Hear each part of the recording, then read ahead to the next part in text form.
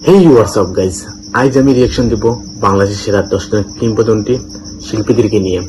আর এই video original link আমার video ডিসক্রিপশনে পেয়ে যাবেন, চাইলে সেখান থেকে আপনার অরিজিনাল গানটাও দেখে আসতে পারেন। তাহলে চলুন ভিডিও শুরু করা যাক।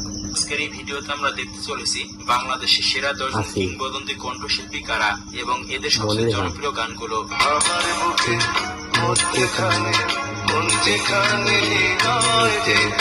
চিঠি লিখেছে গো আমার ভাঙ্গা ভাঙ্গা আম্মা জান চোখের মনি আম্মা জান। আর চ্যানেলে যারা নতুন তারা অবশ্যই সাবস্ক্রাইব করবেন। নাম্বার 1, এন্ড্রো কিশোর। বাংলাদেশের সেরা একজন কিংবদন্তি কণ্ঠশিল্পী হলো এন্ড্রো কিশোর। তিনি জন্মগ্রহণ করেছেন 4 নভেম্বর 1955 সালে এবং তার জন্মস্থান হলো রাজশাহীতে। এন্ড্রো কিশোর ছিলেন বাংলাদেশের একজন প্রখ্যাত কণ্ঠশিল্পী এবং দেশের মিউজিক ইন্ডাস্ট্রির চলচ্চিত্রের প্লেব্যাক কণ্ঠ দেওয়ার সম্রাট। তার অন্যান্য কন্ট্রিবিউশনের মধ্যে বেশ কিছু ফেমাস গান আছে যা আজও মানুষের মাঝে গেঁথে রয়েছে। যেমন তার অন্যতম একটি গান হলো আমার সারা দেহ এই ওগো মাটি।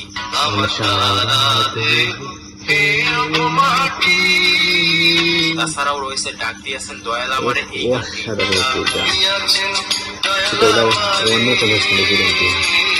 এছাড়াও তার বিশেষ একটি গান হলো আমার বুকের মধ্যেখানে এই গানটি।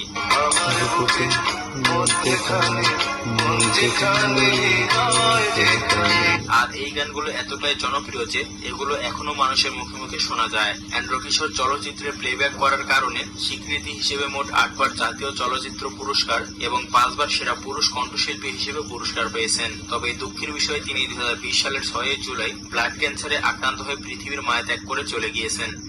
নাম্বার 2, আইয়ুব বাচ্চু। বাংলাদেশের অন্যতম প্রখ্যাত কণ্ঠশিল্পী ছিলেন আইয়ুব বাচ্চু, তবে তার পুরো নাম হচ্ছে আইয়ুব বাচ্চু রবিন। তিনি জন্মগ্রহণ করেছেন 16 আগস্ট 1962 সালে এবং তার জন্মস্থান হল চট্টগ্রামে। আইয়ুব বাচ্চু তার ক্যারিয়ারের শুরুতে আগলি বয়েস নামক একটি ব্র্যান্ড প্রতিষ্ঠা করেছিলেন। তারপরে নগর বাউল এবং সোলসে যোগদান করে তার সঙ্গীত জীবন পরিচালনা করতে শুরু করেন। আইয়ুব বাচ্চুর কিছু জনপ্রিয় গান হলো সেই তুমি কেন এত অচেনা হলে, এবং আম্মাজান সিনেমা খ্যাত গান আম্মাজান আম্মাজান আম্মাজান চোখের মনি আম্মাজান। এছাড়াও তার আরো একটি জনপ্রিয় গান হলো এক আকাশের তারা তুই।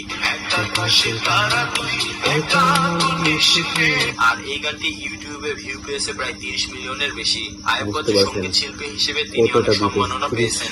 এর মধ্যে 6 বার মেরিট প্রথম আলো পুরস্কার পেয়েছেন তিনি। তবে দুঃখের বিষয় 2018 সালে হৃদরোগে আক্রান্ত হয়ে তিনি পৃথিবীর মায়া ত্যাগ করে চলে গিয়েছেন। মৃত্যুকালে তার বয়স হয়েছিল মাত্র 56 বছর। Number 3, James. পুরো বাংলাদেশের একজন নামকরা ও জনপ্রিয় সিঙ্গার হলেন জেমস, তবে তার পুরো নাম হচ্ছে ফারুক মাহমুদ আনাম। তিনি জন্মগ্রহণ করেছেন 1964 সালে এবং তার জন্মস্থান হলো নওগাঁ জেলায়। জেমসকে মিউজিক ইন্ডাস্ট্রিতে অবদানের জন্য গুরু বলে ডাকা হয়, কারণ তিনি ছিলেন একাধারে সুরকার, একাধারে গীতিকার, অভিনেতা, কণ্ঠশিল্পী, গিটারিস্ট এবং বলিউড প্লেব্যাক কণ্ঠশিল্পী। জেমসের কিছু জনপ্রিয় গানগুলোর মধ্যে রয়েছে পাগলা হাওয়ার তরে।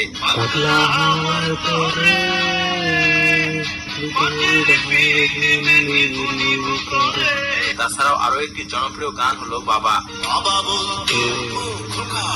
এবং জেমসের আরো একটি জনপ্রিয় গান হলো গুরু ঘর বানাইলা কি দিয়া।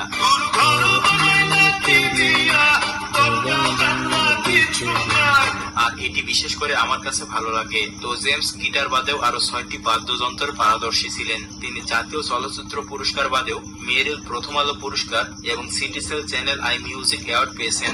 বর্তমানে এই কিংবদন্তির বয়স 59 বছর। তো আপনাদের মধ্যে কে কে জেমসের ভক্ত সে কমেন্ট করে জানাবেন। নাম্বার 4, সাবিনা ইয়াসমিন।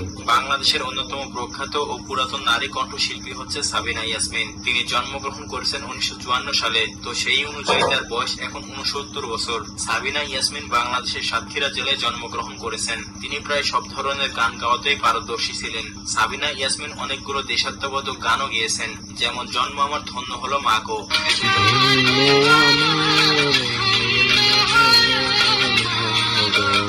এছাড়াও গেয়েছেন দেশাত্মবোধক আরো একটি গান একটি বাংলাদেশ।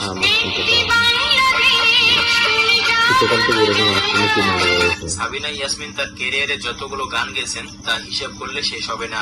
আনুমানিক তিনি প্রায় 12,000-এর মতো গান গেয়েছেন। সাবিনা ইয়াসমিন জাতীয় চলচ্চিত্র পুরস্কার পেয়েছেন। এমনকি গানের জগতে তার অসাধারণ প্রতিভার জন্য 1985 সালে ভারত সরকার তাকে ডক্টরেট ডিগ্রি প্রদান করেন। নাম্বার 5, মনির খান। বাংলাদেশের একজন অন্যতম প্রখ্যাত কণ্ঠশিল্পী হলেন মনির খান। তিনি জন্মগ্রহণ করেছেন 1 আগস্ট 1972 সালে। তো সেই অনুযায়ী তার বয়স এখন 51 বছর। মনির খান তার ক্যারিয়ারে অনেকগুলো গান গেয়েছেন, যেমন তার একটি জনপ্রিয় গান হচ্ছে মনির প্রেমের খানের- তাজমহল।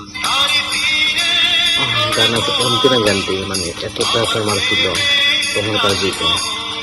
যেটি ইউটিউবে ভিউ পেয়েছে প্রায় 2 কোটিরও বেশি। এছাড়াও তার আরো একটি জনপ্রিয় গান হচ্ছে চিঠি লিখেছে বউ ও আমার আমার ভাঙা বাংলা ভাঙা গান। হাতে। চিঠি লিখেছে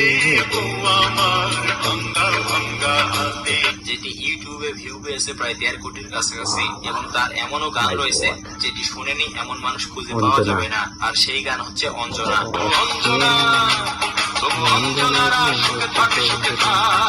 এই অঞ্জনা নিয়ে তিনি অনেকগুলোই গান গেয়েছেন। তো মনির খান তার সুদীর্ঘ সঙ্গীত জীবনে 3 বার শ্রেষ্ঠ পুরস্কার কণ্ঠশিল্পী হিসেবে চলচ্চিত্র পুরস্কার পেয়েছেন। এছাড়াও তিনি 42টি একক অ্যালবাম এবং 300-এরও বেশি মিশ্র অ্যালবাম প্রকাশ করেছেন। নাম্বার 6, রুনা লায়লা। বাংলাদেশের একজন প্রখ্যাত পুরাতন কণ্ঠশিল্পী হলেন রুনা লায়লা। তিনি জন্মগ্রহণ করেছেন 1952 সালে এবং তার জন্মস্থান হল সিলেটে।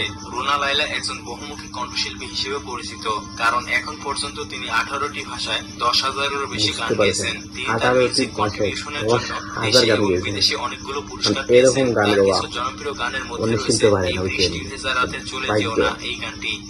বৃষ্টি বিরাতে হলো দিন। তাছাড়া আরো একটি জনপ্রিয় গান হচ্ছে বন্ধু 3 দিন তোর তোর বাড়ি বাড়ি গেলাম গেলাম, দেখা দেখা পাইলাম পেলাম না, এই গানটি। বন্ধু 3 দিন তোর বাড়িতে গেলাম দেখা পেলাম না। বাংলাদেশের ইন্ডাস্ট্রি বাদেও তিনি ইন্ডিয়া এবং পাকিস্তানের অনেক চলচ্চিত্রে গান গেয়েছেন। এছাড়াও দক্ষিণ এশিয়ায় গজল শিল্পী হিসেবেও তার অনেক পপুলারিটি রয়েছে। নাম্বার 7, আসিফ আকবর। বাংলাদেশের একজন অন্যতম জনপ্রিয় ও ওপিয়া কিংবদন্তি গানটি সিঙ্গার হলেন কে না আসিফ আকবর। শুনেছে? তিনি মানে জন্মগ্রহণ তখনকার করেছেন যুগে 1972 সালে মানে এবং তার এতটা জন্মস্থান হল ভাইরাল হয়েছে।